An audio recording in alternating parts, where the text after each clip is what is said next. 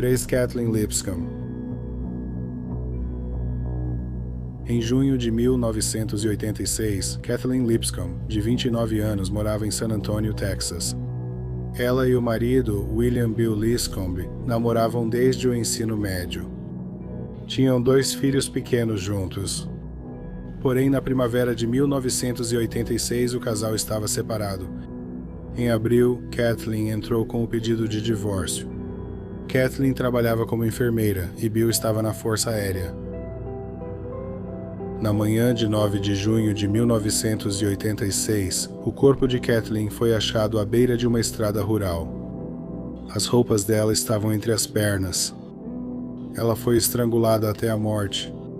A polícia acreditava que ela foi morta em outro lugar e depois descartada à beira da estrada. O legista acreditava que ela morreu logo após o jantar em 8 de junho. Ela jantou comida chinesa e havia comida chinesa não digerida em seu estômago. Com base nas picadas de inseto, ela foi descartada na manhã de 9 de junho e encontrada horas depois.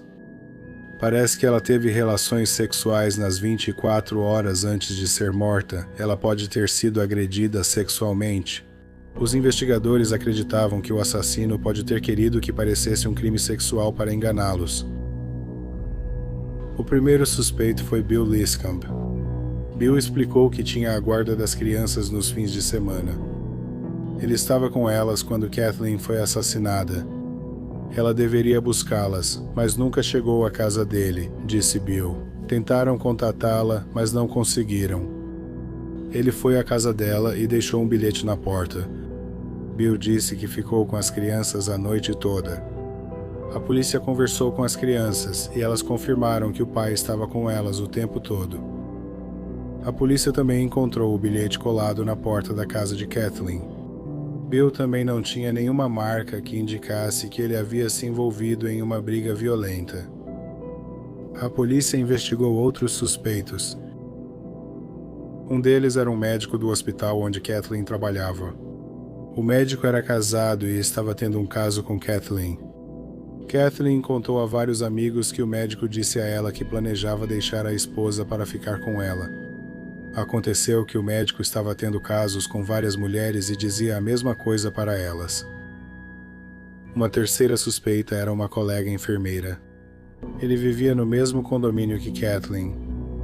Ele não foi trabalhar na manhã em que o corpo foi achado e estava desaparecido. As evidências da cena do crime foram examinadas. 4 fios de cabelo foram encontrados nas roupas de Kathleen. Eles tinham sido tratados com tinta vermelha para cabelo. Em 1986 não havia testes de DNA, mas a polícia sabia que nem Bill nem o médico tinham cabelo tingido de vermelho. A polícia rastreou a enfermeira que saiu da região na época do assassinato. Ele estava morando em sua cidade natal, Galveston, Texas. Ele disse que brigou com o namorado e decidiu voltar para casa. Foi apenas uma coincidência ele ter saído na mesma época do assassinato de Kathleen. Ele também não tinha o cabelo tingido de vermelho. Depois disso, o caso esfriou. A família de Kathleen, insatisfeita com o progresso, contratou um detetive particular. Eles suspeitavam que Bill poderia estar envolvido no assassinato. Eles sabiam que pouco antes do assassinato de Kathleen, ele aumentou o seguro de vida dela para $315 mil. O detetive particular revistou os pertences de Kathleen. Ele encontrou um diário que Kathleen mantinha. No diário, encontrou 2 anotações interessantes. A primeira dizia, abre aspas, torneio de beisebol. Cheguei em casa às 10h30, Shannon Gilbert estava lá, fecha aspas. O detetive descobriu que Shannon Gilbert serviu na Força Aérea com Bill. O detetive acreditava que Kathleen suspeitava que seu marido estava tendo um caso com Shannon. Aconteceu que ela estava certa em suspeitar, porque havia rumores de que Shannon e Bill estavam tendo um caso. Havia outra passagem escrita em uma página inteira do calendário que dizia, abre aspas, inúmeras ligações e noites fora. Espalhando informações sobre o teste de WAPS. Bill tem todas as perguntas do teste, fecha aspas. Weighted Airman Promotion System é o sistema de promoção de sargentos ponderado. É o sistema que a Força Aérea usa para promoções. Parte do Weighted Airman Promotion System envolve testes padronizados. Bill teve muito sucesso na Força Aérea e foi promovido muito rapidamente nas patentes. Quando Kathleen foi morta, sua relação com Bill estava conturbada. Isso era ainda mais verdadeiro na questão da guarda dos filhos. As entradas do diário pareciam indicar que Kathleen acreditava que Bill trapaceou no teste Weighted Airman Promotion System porque ele tinha todas as perguntas da prova. Também parecia que ele estava vendendo as perguntas para outras pessoas. Se Kathleen denunciasse Bill à Força Aérea, ele poderia ser dispensado desonrosamente, levado à corte marcial e até preso.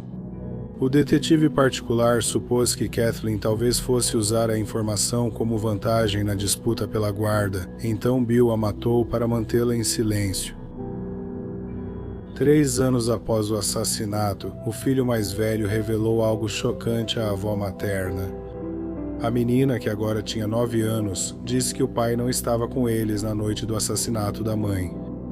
Clint Richards, melhor amigo dele, os levou para jantar. Depois, as crianças disseram que levantaram da cama mais tarde e o pai não estava lá. Com todas as novas informações, a polícia reabriu a investigação, já que havia alegações de traição na Força Aérea. Um agente especial supervisor do Escritório de Investigações Especiais da Força Aérea dos Estados Unidos foi designado para ajudar no caso. O agente especial analisou as fotos do corpo. Ele notou que as pernas estavam dobradas e achou que era porque o corpo dela foi guardado em um espaço apertado. Quando o rigor mortis apareceu, os investigadores entraram em contato com o melhor amigo de Bill, Clint Richards. Aconteceu que na época, Clint estava tendo uma crise de consciência e queria falar. Ele confirmou que Bill tinha cola para o teste Weighted Airman Promotion System. Ele contava com uma rede em bases aéreas globais que lhe enviava as perguntas das provas. Depois ele vendia cópias das perguntas para as pessoas que queriam fazer o teste. Clint admitiu ter levado as crianças para jantar. Enquanto Bill assassinava Kathleen, ele a atraiu para sua casa dizendo que as crianças precisavam ser buscadas mais cedo. Ele a agrediu sexualmente e a estrangulou até a morte. Depois ele pôs o corpo dela em um baú de cedro. Clint admitiu que recolheu o corpo e foi ele quem o descartou. Ele afirmou que Bill mandou se livrar do baú de cedro, mas ele não o fez. Clint exibiu o baú de cedro à polícia. Tudo o que Clint disse correspondia às evidências. Acredita-se que Kathleen foi morta perto do jantar e seu corpo descartado antes do amanhecer. Antes de ser descartado, acreditava-se que o corpo de Kathleen ficou guardado em um espaço apertado, com rigor mortis na parte inferior do baú de cedro. A polícia encontrou uma pequena mancha de sangue. O sangue foi analisado e era o sangue de Kathleen. A polícia conversou com Shannon Gilbert, que Kathleen suspeitava ter um caso com Bill. Shannon admitiu para a polícia que ela e Bill tiveram um caso. Ela também disse que Bill havia contado a ela que planejava matar Kathleen. Em julho de 1989, 3 anos após o assassinato de Kathleen, Bill Lipscomb, de 33 anos, foi preso. Ele foi confrontado com uma montanha de evidências, incluindo os depoimentos de seus filhos, de sua amante e de seu melhor amigo. Como Shannon Gilbert e Clint Richards cooperaram com a investigação, eles não iriam enfrentar acusações. Em agosto de 1990, Bill Lipscomb confessou o assassinato. Ele também foi dispensado desonrosamente da Força Aérea por causa do escândalo WAP. Ele foi condenado à prisão perpétua. Depois a pena foi reduzida para 60 anos de prisão. Bill se tornou elegível para a liberdade condicional em dezembro de 2025. No entanto, ele foi libertado em maio de 2021. Durante essa gravação, Bill Lipscomb tem cerca de 70 anos. Número 2, Candace Parchman. Forest Park é uma pequena cidade na região metropolitana de Atlanta, Geórgia. Era o lar da jovem de 15 anos Candace Parchman e de sua mãe, Kathy e Hyatt. Candace era uma jovem quieta, mas amigável e engraçada que adorava escrever. No dia 28 de abril de 2010, Candace saiu de casa e infelizmente nunca mais voltou. Kathy registrou o desaparecimento da filha cerca de 6 horas depois da última vez que a viu. A polícia inicialmente pensou que Candace, 15, havia fugido de casa. Aconteceu que Kathy recebeu mensagens de texto do celular da filha depois que ela foi dada como desaparecida, na noite em que o desaparecimento foi registrado. Kathy recebeu uma mensagem do celular de Candace dizendo que ela estava no Tennessee. No dia seguinte chegou outra mensagem: "Estou bem." Depois, as mensagens pararam. Kathy ligou várias vezes para o telefone da filha, mas ela nunca atendeu. Kathy não acreditava que a filha havia enviado as mensagens, o que a deixou ainda mais assustada. Ela ressaltou que Candace não levou roupas nem pertences pessoais. Candace também não tinha histórico de fugir de casa. Mesmo assim, a polícia fez pouco esforço para investigar o desaparecimento de Candace.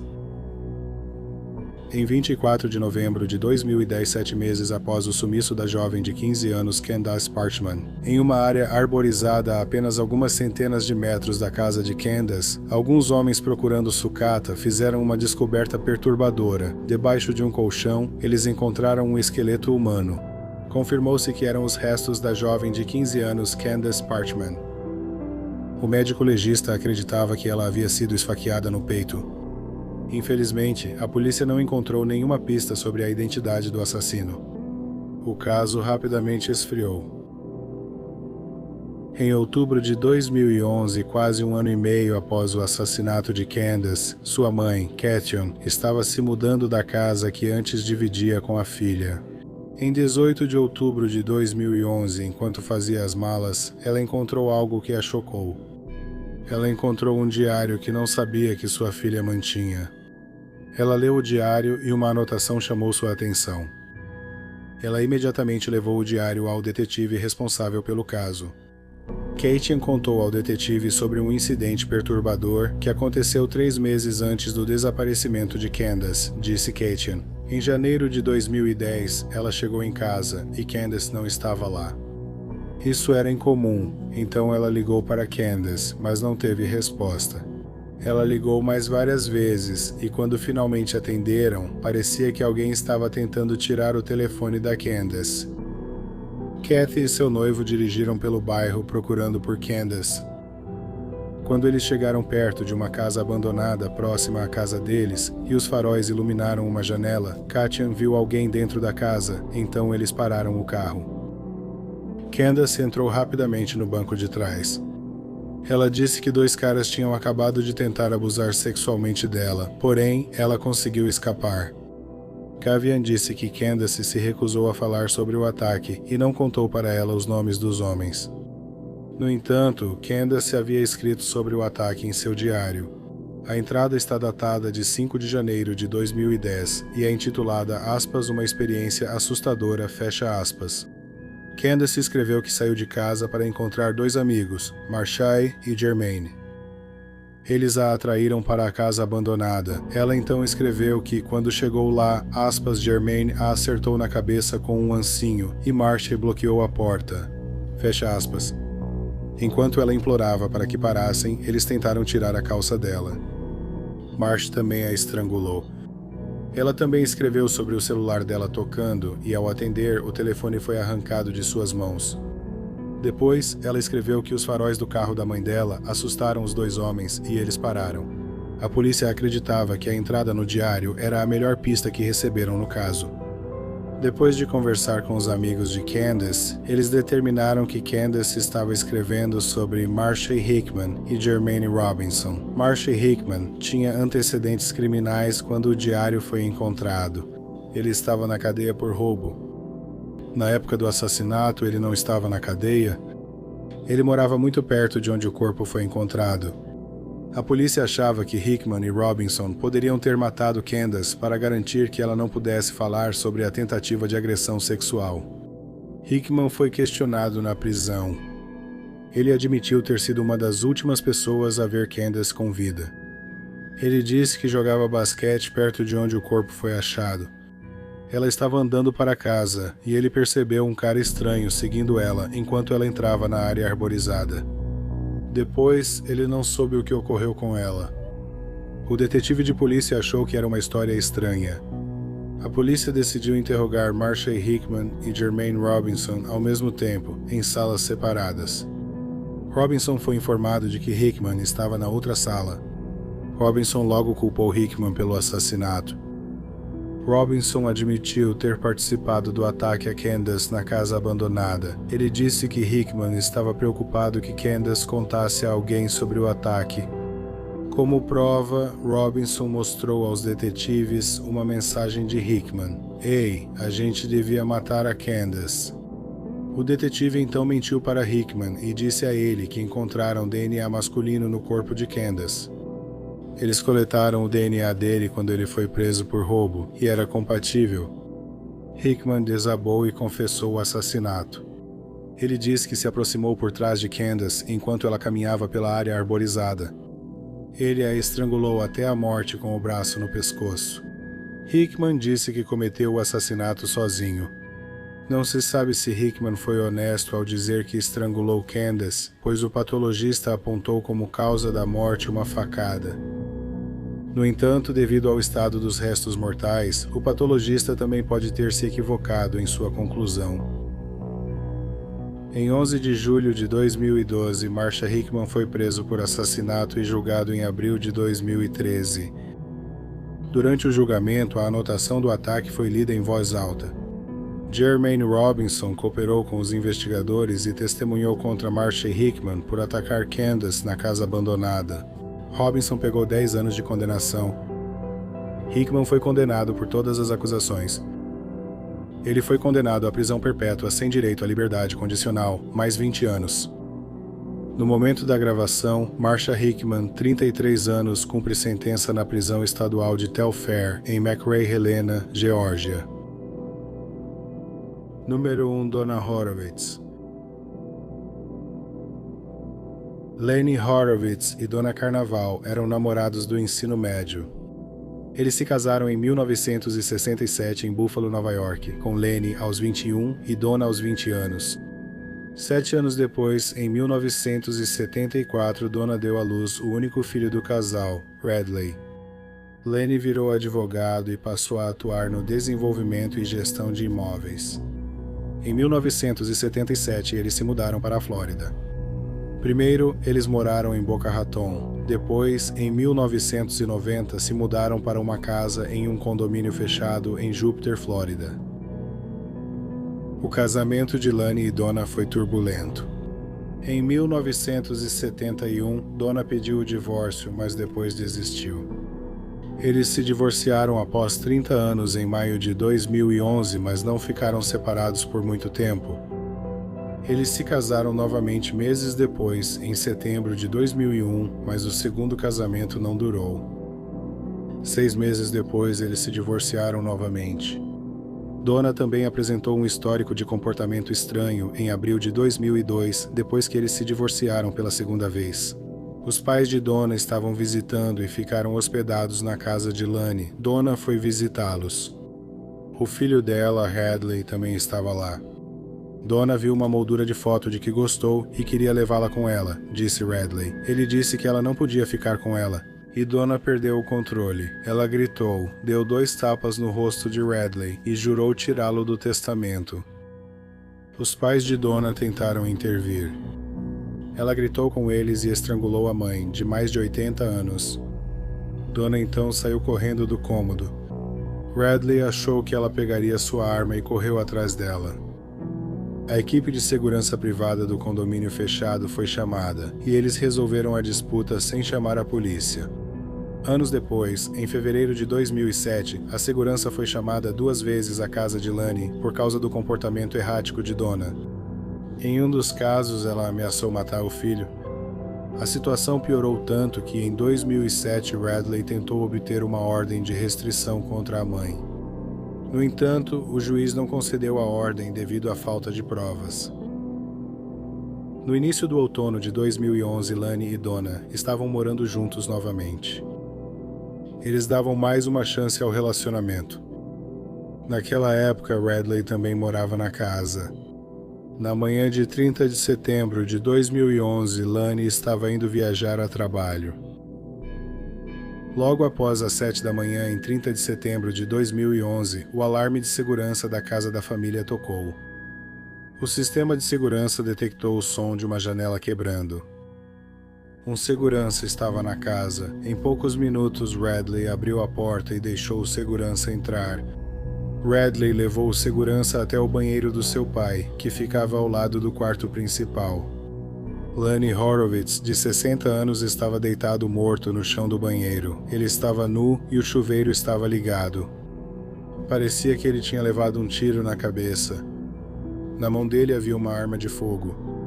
Perto do corpo dele estava o fone de ouvido de um telefone fixo na parede. Donna insinuou ao segurança que Lonnie tinha feito aquilo consigo mesmo. O segurança não viu nada que sugerisse que fosse um assassinato.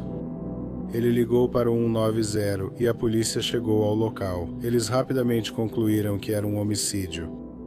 Primeiro, eles notaram que o fone do telefone estava perto do corpo dele. Se ele levasse um tiro na cabeça, conseguiria alcançar o telefone depois? Além disso, Lonnie levou 9 tiros. A arma dele era um revólver de 5 tiros. Um segundo revólver foi encontrado no quarto principal, que ficava ao lado do banheiro. Todos os 5 tiros daquela arma também haviam sido disparados. 9 de 10 balas acertaram o alvo. A porta de vidro do chuveiro quebrou porque uma bala a atravessou. O som do vidro quebrando acionou o sistema de segurança.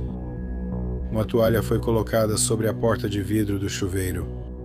Marcas de queimadura de pólvora foram encontradas na parte da toalha, que estava pendurada do lado de fora da porta. Isso mostrava que a arma foi disparada fora do box do chuveiro.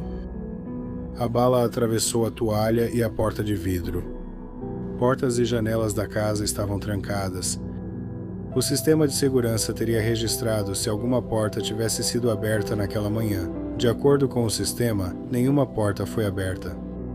Isso significava que apenas Donna e Radley estavam na casa naquela manhã. Então, ou um deles atirou em Lonnie ou agiram juntos para matá-lo. A polícia queria falar com Donna, mas ela se recusou a falar com eles. A polícia achou que ela poderia estar em choque. Radley disse que acordou com o som de tiros, o alarme disparando e sua mãe gritando. Quando encontrou sua mãe, ela ficava dizendo: "Ele era tão horrível." Fecha aspas, disse Radley. Ele olhou no banheiro e viu o corpo morto do pai. Ele ia ligar para o 911 quando o segurança chegou. As mãos de Radley foram analisadas para resíduos de pólvora, mas nada foi achado. Como Donna não cooperou com a polícia, suas mãos não foram examinadas para resíduos de pólvora. Bradley disse à polícia que seu pai era próximo da parceira de negócios Francine Cheese e acreditava que eles tinham mais que um relacionamento profissional. A polícia conversou com Francine. Ela afirmou que ela e Lonnie eram mais que melhores amigos, mas não tinham relação sexual. No entanto, ela sabia que Lonnie tinha sentimentos românticos por ela. Ele chegou a pedi-la em casamento, mas ela recusou. Francine conseguiu provar que estava em casa quando o tiroteio aconteceu. A polícia revistou Lonnie na casa de Donna, e em uma gaveta no closet de Donna, eles encontraram o diário dela. Havia muitos detalhes privados sobre a vida de Donna e Lonnie juntos. Por exemplo, Lonnie estava sem dinheiro e desesperado por dinheiro. Em janeiro de 2011, Donna escreveu longos e detalhados trechos sobre seu desejo de reunir sua família novamente e ser feliz. Com o tempo, ela escreveu que se sentia ignorada por Lonnie. Ela também parecia perceber que ele estava mais interessado em Francine do que nela. Donna também parecia ser obcecada com o tempo que Lonnie passava com Francine. Segundo a CBS, ela mencionou Francine nada menos que 60 vezes em seu diário. Na primavera de 2011, Donna escreveu sobre como Lonnie pediu para ela conseguir um empréstimo de 200 mil com a mãe dela. Lonnie falou que se ela fizesse isso, poderiam voltar a morar juntos e ser uma família feliz de novo. Então ela conseguiu o dinheiro e voltou a morar com ele. Mas então ela percebeu que as coisas nunca iam mudar entre ela e Lonnie. Ele não ia parar de ver Francine. Na manhã do crime, Lonnie disse a Donna que viajaria a trabalho com Francine. Quando ele voltou, ele queria que ela fosse embora, concluíram os policiais. Esse foi o ponto de ruptura de Donna. Enquanto Lanny tomava banho, se preparando para a viagem, ela descarregou a primeira arma nele e depois pegou o outro revólver. Ela atirou 4 vezes nele. Com o último tiro, ela enfiou a arma na boca dele e atirou. Donna foi presa 1 semana depois do assassinato. Donna Horowitz foi julgada em janeiro de 2013. Os advogados dela responsabilizaram o filho, Radley, pelo assassinato. A defesa afirmou que ele contratou um matador e o levou secretamente para casa. A promotoria destacou que não havia nenhuma evidência de que outra pessoa estivesse na casa naquela manhã. Além disso, Radley não tinha um motivo para matar o próprio pai. Uma das principais provas contra Donna era o diário. Ele dava uma ideia da mentalidade de Donna. O diário começa de forma esperançosa, com Donna escrevendo sobre ter uma vida familiar feliz e depois mergulha em ciúmes e raiva. Donna ficou com raiva e se sentiu usada por Lanny quando ele disse para ela se mudar, especialmente depois de ter dado a ele 200 mil. Ele ia viajar com outra mulher, o que fez Donna perder o controle e matar o marido. Ser baleado 9 vezes com 2 armas diferentes evidenciou a fúria de Donna. O júri deliberou por 2 horas. Donna foi considerada culpada de assassinato em 1º grau. Ela foi condenada à prisão perpétua sem condicional. Ela recorreu da condenação. No final do julgamento, o promotor assistente disse que Donna se recusou a falar com a polícia e insinuou que isso provava sua culpa, em um julgamento. Não é permitido comentar sobre o direito de alguém ficar em silêncio. 2 anos depois, houve uma decisão no recurso e a condenação de Donna foi anulada. O promotor decidiu julgá-la novamente. Donna Horowitz foi julgada novamente em outubro de 2017. Mais uma vez, Donna tentou se safar do assassinato culpando seu único filho. Agora ela foi considerada culpada de homicídio em 2º grau. Donna Horowitz, de 71 anos, foi condenada a 32 anos de prisão na época da gravação. Donna Horowitz, 79 anos, cumpre pena na instituição correcional Dow, em Ocala, Flórida. A previsão mais próxima de libertação é 27 de setembro de 2043. Se viver até lá, terá 97 anos. Muito obrigado por assistir ao vídeo de hoje. Se você gostou, nós realmente agradeceríamos se você se inscrevesse. Não se esqueça de ver nossos shorts no YouTube, Instagram e TikTok. Obrigado por assistir novamente.